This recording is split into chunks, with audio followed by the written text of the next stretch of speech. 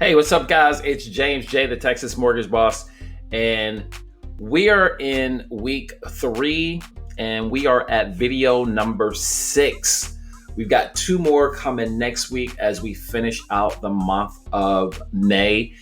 We are in the middle of our first-time homebuyer series right now, where we are giving homeowners, potential homeowners, first-time buyers, a playbook as to what they need to be looking at as they pursue home ownership. So today we're going to discuss how long does it take to close on a home? How long does it take to close on a home? We'll answer that question.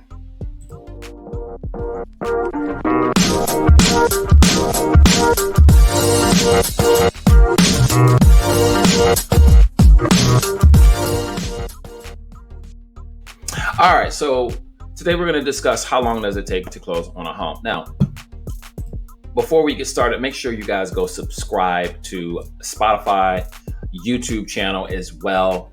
Go check out the YouTube channel, mortgagebosstx.com is a mortgage. That's the YouTube channel. Go check that out for me. Subscribe, share these videos. I am doing this to help as many people as I possibly can. If they're on the fence or not sure about home ownership, hopefully these videos will help give them the knowledge that they need. And if this is not enough, feel free to reach out to me at any point. I'd be glad to help. But please share these videos. I greatly appreciate it. Okay, so today we're going to talk about how long does it take to close a home. Now, there is not going to be one answer to this question, okay? I'm going to give you some general information and what happens more often than not. So typically when you're writing a offer on a home, depending on the situation, especially in the market that we're in right now, a lot of people are trying to separate their offer from another offer by saying, hey, Mr. Seller, I'll close sooner. Okay, now you need to check with your lender before you do that because turn times for closings, they're going to vary. One thing to know about mortgage companies is that we're not in control of everything. Unfortunately, we don't control everything. So there's going to be a lot of third-party people that are involved that we actually don't control. Okay, the appraisal probably being the main one. We don't control the appraisal. Okay, I don't have as a loan officer any direct contact with an appraiser. So we have a third-party vendor where we order through them. They then go and reach out to these appraisers. So I'm bringing up appraisers because that's probably the one major thing that we just don't have any control over. And we see some of these appraisers taking much longer because they're super busy to get an appraisal back. So you need to keep that in mind. There's some couple other things I want to make sure as a homeowner or a potential homeowner, as you're going through this process, that you do not put yourself in a really, really bad situation. So I'll get to that in a second. But typically when you write a purchase agreement, most realtors are probably going to write it for 30 days. Okay. If the seller is still living in the house, 30 days is probably a reasonable time for them to move their stuff out and get on. But if it's a vacant house, maybe you can push that up. You know, if that means maybe you separate your offer from another offer. But again, you need to make sure you check with the lender on being able to get something done in a 3-week period or something along those lines, because the appraisal is the one thing you got to get it ordered quickly, and we got to get that done. If you're not purchasing property through a lender and you're paying cash, then your closing date or closing time, it could be a couple weeks. Honestly, it really kind of depends on the seller. If they're able to move or if it's a vacant home, the seller wants to sell as quickly as possible. So if you're paying cash, you may be able to close in a couple weeks or less. That's possible. Most people are not paying cash. Okay. So let's just stick with the financing because that's what most people are going to do. They're going to go through a mortgage company and they're going to get a mortgage loan. Every lender is going to be a little bit different. Okay. So I know there's going to be some lenders that say, oh, we can close it in 3 weeks. We can do this.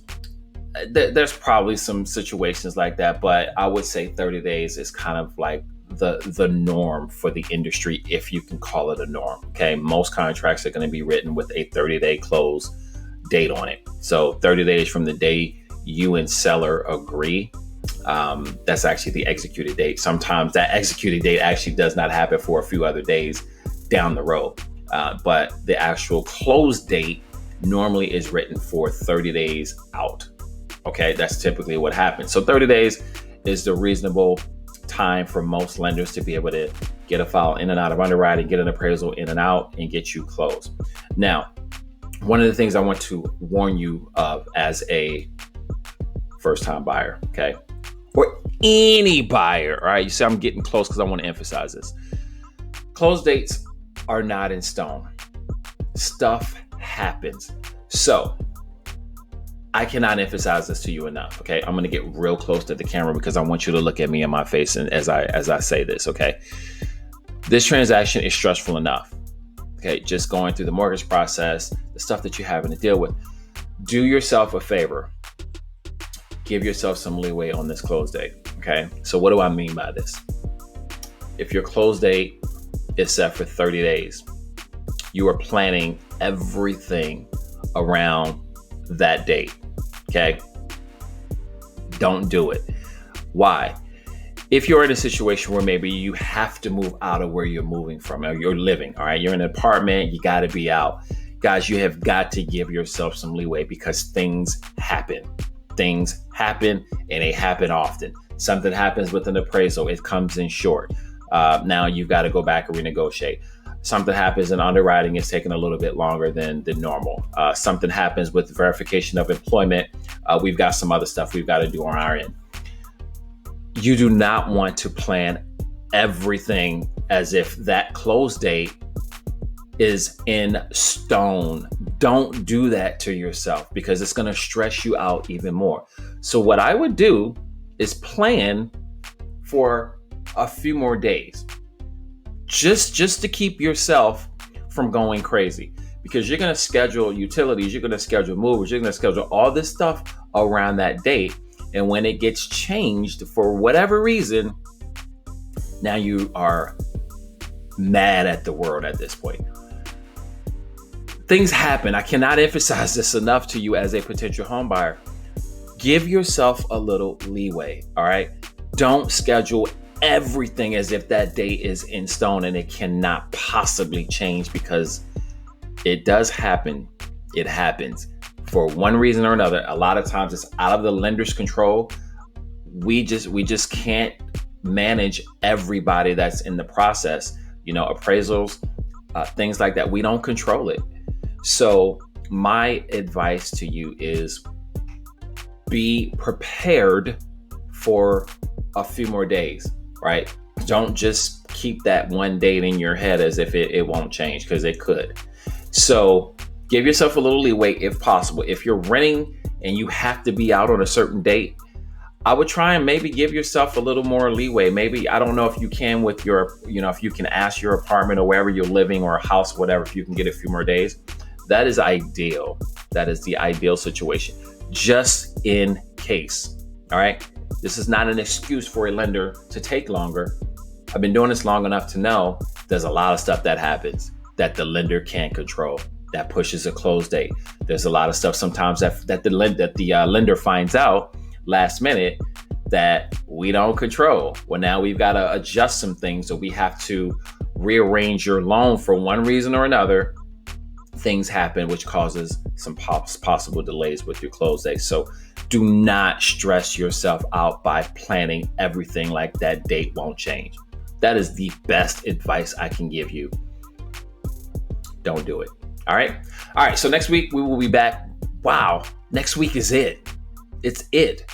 It's the end of the month. It's the end of the series.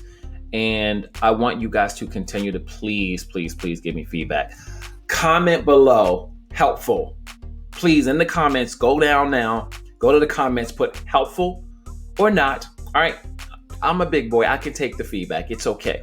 But I want this to be helpful. All right. That's the whole reason I'm doing it, is to be of help to first-time home buyers and maybe home buyers that just may have not gone through the process in a while. Because there are people that bought a house, but it was 10, 15 years ago. And now they're going through the process again. It's a different world right now. So for you, this hopefully is helpful information for you as well. So make sure you guys, again, go subscribe, mortgagebosstv.com. That is the YouTube channel. And next week is it, man. The month is going to be over already. We're going to be in June. Woo! Where did the time go? Have a great day.